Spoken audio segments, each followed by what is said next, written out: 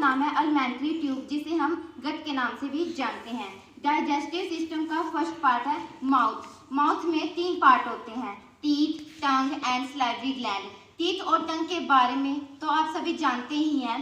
Teeth 4 प्रकार के होते हैं, incisor, canine, molar and premolar, जो फूड को कट, च्यू एंड ग्राइंड करने का काम करते हैं। दूसरा है टंग। टंग हमें भोजन का स्वाद लेने में मदद करती है। और माउथ का थर्ड पार्ट होता है सलाइवरी ग्लैंड, जिसे हम ग्रहण जो एंजाइम सीक्रेट करती है वो फूड में मिलकर उसे लिक्विड नेचर देती है। अब जो फूड है वो छोटे छोटे हिस्सों में बढ़ चुका है, अब यह आगे की तरफ मूव करेगा। माउथ के बाद आती है हमारे शरीर में नेक। नेक में ज़्यादा स्पेस नहीं होता, तो जो हमारे डाइजेस्टिव सिस्टम के दूसरे ऑर्गन्स होते हैं वो नीचे की तरफ होते हैं, यानी चेस्ट एरिया में। तो वहाँ तक पहुँचने के लिए आती है एक ट्यूब जिसका नाम है इसोफेगस, जिसे हम फूड पाइप के नाम से भी जानते हैं। ये बेसिकली फूड को ट्रांसफर करने का काम करती है from the mouth to the chest area. उसके बाद आता है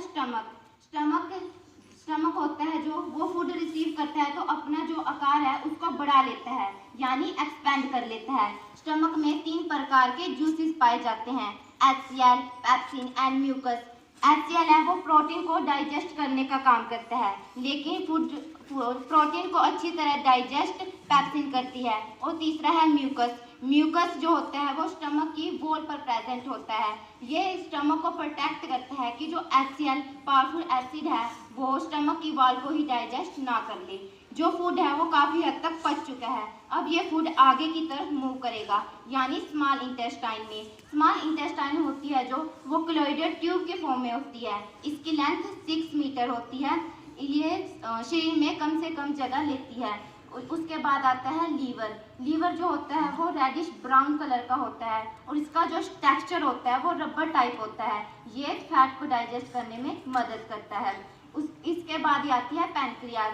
पैनक्रियाज की जो स्ट्रक्चर होती है वो पाउच जैसी होती है और ये प्रोटीन न्यूट्रिएंट्स को डाइजेस्ट करने में मदद करती है।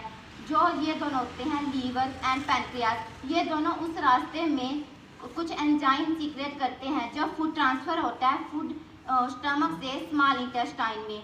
और लीवर के नीचे होती है बाल ग्लैडर।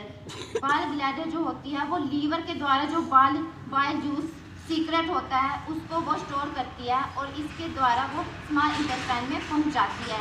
अब जो फूड है वो स्मॉल इंटेस्टाइन में पहुंच चुका है। स्मॉल इंटेस्टाइन में बहुत सारे एंजाइम प्रेजेंट होते हैं, जो भी बचा कुचा कॉम्प्लेक्स फूड होता है उसको ये डाइजेस्ट करती है और जो वेस्ट मटेरियल होता है वो लार्ज इंटेस्टाइन में चला जाता है। जो लार्ज इंटेस्टाइन होती है इसकी लेंथ होती है 1.5 मीटर। तो यहाँ पर एक सवाल आता है कि जो लार्ज इंटेस्टाइन है उसकी लेंथ स्मॉल इंटेस्टाइन से कम होती है, फिर इसको लार्ज क्यों कहते हैं? क्योंकि जो लार्ज इंटेस्टाइन की वॉल्यूम है वो स्मॉल इंटेस्टाइन से कम होती है, लेकिन ज़्यादा होती है, इसलिए इसको लार्ज कहा जाता है और इसको स्मॉल कहा जाता है। अब जो वेस्ट मटेरियल है उसमें से जो कुछ भी निकल सकता है जैसे वाटर एंड साल्ट, उसको लार्ज इंटेस्टाइन निकालती है और जो वेस्ट मटेरियल होता है वो रेक्टम में जाके स्टोर हो जाता है।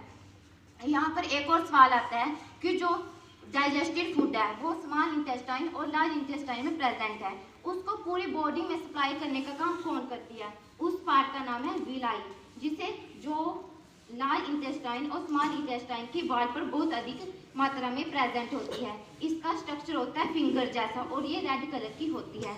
और जो वेस्ट मटेरियल वो रेक्टम में स्टोर होता है और एनस के थ्रू बाहर निकल जाता है। आशा करती हूँ आप सबको समझ आया होगा। धन्यवाद।